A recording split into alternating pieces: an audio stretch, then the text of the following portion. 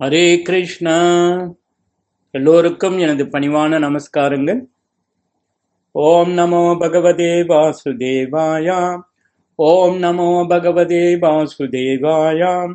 ஓம் நமோ பகவதே வாசுதேவாயாம். ஜெய ஸ்ரீ கிருஷ்ணா சைத்தன்யா பிரபு நித்யானந்தா ஸ்ரீ அத்வைதா கதாதாரா சிவாஷாரி கௌர பக்த விருந்தா. ஹரே கிருஷ்ணா கிருஷ்ணா கிருஷ்ணா ஹரே ஹரே, ஹரே ராம ராம ராம ஹரே ஹரே. பகவத்கீதை உண்மை குருவில் அத்தியாயம் 8. அத்தியாயத்தின் தலைப்பு பரத்தை அடைதல். பதம் 6.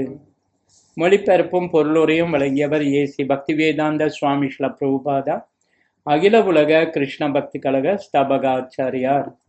மொழிபெயர்ப்பு: ஒருவன் தனது உடலை விடும்போது எந்த நிலையை எண்ணுகின்றானோ ஐயமின்றி அந்நிலையை அவன் அடைகிறான். பொருளுரை: மரணம் என்னும் சிக்கலான நேரத்தில் ஒருவன் தனது இயற்கையை மாற்றிக்கொள்வதற்கான வழிமுறை இங்கே விளக்கப்பட்டுள்ளது. தனது வாழ்வின் இறுதியில் கிருஷ்ணரை எண்ணியவாறு உடலை விடுபவன் பரமபுருஷரின் திவ்யமான இயற்கையை அடைகிறான். ஆனால் கிருஷ்ணரை தவிர வேறு எதையாவது எண்ணுபவன் அத்தகைய திவ்யமான நிலையை அடைவதில்லை. இக்கருத்தினை நாம் மிக்க கவனத்துடன் குறித்து கொள்ள வேண்டும். சரியான மனநிலையுடன் மரணமடைவது எவ்வாறு? பரத மன்னர் மிகச் சிறந்த நபராக விளங்கிய போதிலும் தனது வாழ்வில் இறுதியில் ஒரு மானை எண்ணியதன் விளைவால் தனது மறுபிறவியில் மானின் உடலை ஏற்க நேர்ந்தது. மானாக இருந்தும் தனது முந்தைய செயல்களை அவரால் நினைவு கொள்ள முடிந்தது. இருப்பினும் விலங்கின் உடல் விலங்கு உடல்தானே. ஒருவன் தனது வாழ்நாளில் எத்தகைய சிந்தனைகளுடன் விளங்குகிறானோ அச்சிந்தனைகள் அனைத்தும் ஒருங்கிணைந்து மரண நேரத்தில் அவனுடைய சிந்தனையை வடிவமைக்கின்றன என்பது நிச்சயம். இதனால் ஒருவனது தற்போதைய வாழ்வே அவனது அடுத்த வாழ்வை நிர்ணயிப்பதாகும். ஒருவன் தனது தற்போதைய வாழ்வை சத்வகுணத்தில் வாழ்ந்து கிருஷ்ணரை எப்போதும் எண்ணிக்கொண்டிருந்தால் தனது வாழ்வின் இறுதியில் கிருஷ்ணரை எண்ணுவது அவனுக்கு சாத்தியமாகும். அத்தகைய எண்ணம் கிருஷ்ணரின் திவ்யமான இயற்கைக்கு மாற்றமடைய உதவும். ஒருவன் கிருஷ்ணரது தொண்டில் திவ்யமாக ஈடுபட்டிருந்தால் அவனது அடுத்த உடல் நிச்சயமாக ஆன்மீகமாக இருக்கும், பௌதிகமாக இருக்காது. எனவே ஹரே கிருஷ்ணா கிருஷ்ணா கிருஷ்ணா ஹரே ஹரே, ஹரே ராம ராம ராம ஹரே ஹரே என்னும் உச்சாடனமே ஒருவன் தனது வாழ்வின் இறுதியில் தனது நிலையை வெற்றிகரமாக மாற்றிக்கொள்வதற்கான மிகச் சிறந்த வழியாகும். பதம் 7. மொழிபெயர்ப்பு: எனவே அர்ஜுனா, என்னை இந்த கிருஷ்ண உருவில் எப்போதும் எண்ணிக்கொண்டு அதே சமயம் உனக்கு விதிக்கப்பட்ட கடமையான போரிடுதலையும் செய்வாயாக. உன்னுடைய செயல்களை எனக்கு அர்ப்பணித்து உன்னுடைய மனதையும் புத்தியையும் என்னில் நிலைநிறுத்துவதன் மூலம் நீ என்னையே அடைவாய் என்பதில் ஐயமில்லை. பொருளுரை: அர்ஜுனனுக்கு கொடுக்கப்பட்ட இந்த அறிவுரை பௌதிக செயல்களில் ஈடுபட்டிருக்கும் எல்லா மனிதர்களுக்கும் மிக முக்கியமானதாகும். விதிக்கப்பட்ட கடமையையும் தொழிலையும் விட்டுவிடும்படி கடவுள் கூறவில்லை. அவற்றை தொடர்ந்து செய்து கொண்டு ஹரே கிருஷ்ணா உச்சாரணத்தின் மூலம் கிருஷ்ணரை நினைக்க முடியும். இஃது ஒருவனை பௌதிக களங்கங்களிலிருந்து தூய்மைப்படுத்தி அவனது மனதையும் புத்தியையும் கிருஷ்ணரில் ஈடுபடுத்தும். கிருஷ்ணரின் திருநாம உச்சாரணத்தின் மூலம் உன்னத லோகமான கிருஷ்ணலோகத்திற்கு ஒருவன் மாற்றப்படுவான் என்பதில் எவ்வித சந்தேகமும் இல்லை. பதம் 8. மொழிபெயர்ப்பு: பரமபுருஷ பகவானாக என்னை தியானித்து எப்போதும் தனது மனதை என்னை நினைப்பதில் ஈடுபடுத்தி இவ்வழியிலிருந்து சற்றும் பிறலாது பயிற்சி செய்பவன் பார்த்தனே நிச்சயமாக என்னை அடைகிறான். பொருளுரை: இப்பதத்தில் தன்னை நினைப்பது எவ்வளவு முக்கியமானது என்பதை வலியுறுத்துகிறார் பகவான் கிருஷ்ணர்.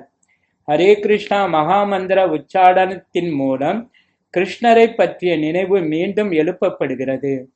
பரமபுருஷரின் ஒளி அதிர்வனை கேட்பதும் உச்சரிப்பதுமான இந்த வழிமுறையில் காது, நாக்கு மற்றும் மனமும் ஈடுபடுத்தப்படுகின்றன. இந்த உன்னதமான தியான முறையினை பயிற்சி செய்வது மிகவும் எளிதானதாகும். மேலும் இவ்வழிமுறை பரமபுருஷரை அடைய உதவுகின்றது. புருஷம் என்றால் அனுபவிப்பாளர். உயிர்வாளிகள் இறைவனின் நடுநிலை சக்தியைச் சேர்ந்தவர்கள் என்ற போதிலும் பௌதிகத்தின் களங்கத்தில் உள்ளனர். தங்களையே அனுபவிப்பாளராக எண்ணிக்கொண்டுள்ள போதிலும் அவர்கள் பரம அனுபவிப்பாளர் அல்ல. நாராயணர், வாசுதேவர் போன்ற பல்வேறு தோற்றங்களாகவும் விரிவுகளாகவும் விளங்கும் பரமபுருஷ பகவானே பரம அனுபவிப்பாளர் என்பது இங்கே தெளிவாக கூறப்பட்டுள்ளது. ஒரு பக்தன் வந்தனைக்கு உரியவரான பரமபுருஷரை அவரது எந்த ரூபத்திலும், நாராயணர், கிருஷ்ணர், ராமர் போன்ற எந்த ரூபத்திலும் ஹரே கிருஷ்ணா உச்சாடனத்தின் மூலம் இடையராது நினைவு கொள்ள முடியும். இப்பயிற்சி அவனை தூய்மைப்படுத்தும். மேலும் தனது இடையராத உச்சாடனத்தின் விளைவால் வாழ்வின் இறுதியில் அவன் இறைவனின் திருநாட்டிற்கு மாற்றப்படுகிறான். யோக பயிற்சி என்பது உள்ளிருக்கும் பரமாத்மாவின் மீது தியானிப்பதாகும். அதுபோலவே ஹரே கிருஷ்ணா உச்சாடனத்தின் மூலம் ஒருவன் எப்போதும் தனது மனதை பரமபுருஷரின் மீது நிலைநிறுத்துகிறான். மனம் சஞ்சலமானது என்பதால் கிருஷ்ணரை நினைப்பதற்கு அதனை வற்புறுத்துவது அவசியமாகும். இவ்விஷயத்தில் அடிக்கடி கொடுக்கப்படும் ஒரு உதாரணம், பட்டுப்பூச்சி ஆக வேண்டுமென்ற விருப்பத்தினால் ஒரே வாழ்வில் பட்டுப்பூச்சியாக மாற்றம் பெறும் கம்பளி பூச்சி ஆகும். அதுபோலவே நாம் கிருஷ்ணரை இடையராது நினைத்தால் வாழ்வின் இறுதியில் நாம் அவரை போன்ற உடலமைப்பை பெறுவது உறுதி. பதம் 9. மொழிபெயர்ப்பு. எல்லாம் அறிந்தவர், மிக பழமையானவர், கட்டுப்படுத்துபவர், அணுவைவிடச் சிறியவர், எல்லாவற்றையும் பராமரிப்பவர், எல்லா பௌதிக கருத்துக்களுக்கும் அப்பாற்பட்டவர், புரிந்து கொள்ள முடியாதவர், ரூபமுடைய நபர், சூரியனை போன்று பிரகாசமானவர், ஜட இயற்கையை கடந்த உன்னதமானவர் என்று பரமபுருஷரை ஒருவன் தியானம் செய்ய வேண்டும். பொருளுரை. பரமபுருஷரை நினைப்பதற்கான வழிமுறை இங்கே கொடுக்கப்பட்டுள்ளது. இதில் முதன்மையான விஷயம் என்னவெனில், கடவுள் சூன்யமானவரோ உருவமற்றவரோ அல்ல என்பதுதான். உருவமற்ற சூன்யத்தினை எவரும் தியானம் செய்ய முடியாது. அது மிகவும் கடினமானதாகும். ஆனால் கிருஷ்ணரை தியானிக்கும் முறை மிகவும் எளிதானது என்று இங்கே தெளிவாக கூறப்பட்டுள்ளது. எல்லாவற்றிலும் முதலான கருத்து பகவான் ஒரு புருஷர் அல்லது நபர் என்பதே. நாம் ராமர் என்னும் நபரையும் கிருஷ்ணர் என்னும் நபரையும் நினைக்கிறோம்.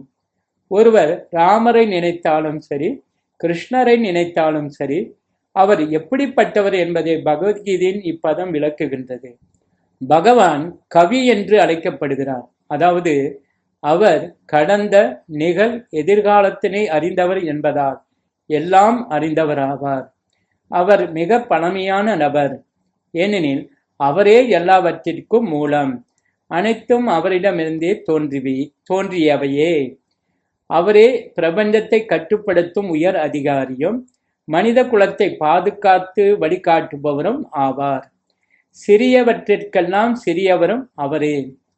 ஜீவாத்மாவின் அளவு முடியின் நுனியில் 10,000 ஒரு பங்காகும். ஆனால் பகவானோ அதன் இதயத்தினுள்ளும் நுழையும் அளவிற்கு நம்மால் எண்ணி பார்க்க முடியாதபடி சிறியவராக விளங்குகிறார். எனவே அவர் சிறியவற்றிற்கெல்லாம் சிறியவர் என்று அழைக்கப்படுகிறார்.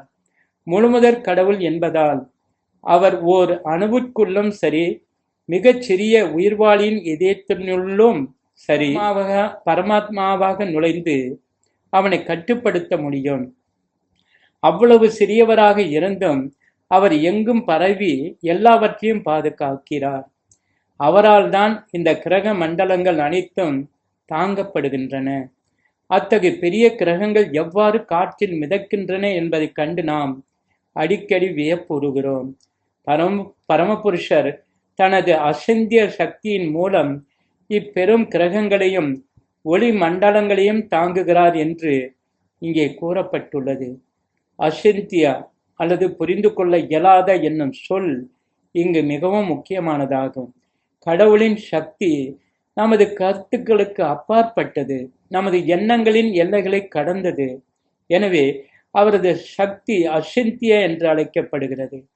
இக்கருத்தினை எதிர்த்து வாதிட யாரால் முடியும்? இந்த ஜட உலகில் பரவி இருப்பினும் அவர் இதற்கு அப்பாற்பட்டவராக உள்ளார். ஆன்மீக உலகுடன் ஒப்பிடும்போது துச்சமாக விளங்கும் இந்த பௌதிக உலகத்தை அறிந்து கொள்வதே நம்மால் இயலாத போது, இதற்கு அப்பாற்பட்டதை அறிந்து கொள்வதே எங்கனம்? அசிந்தியா என்றால் இந்த ஜட உலகிற்கு அப்பாற்பட்டது.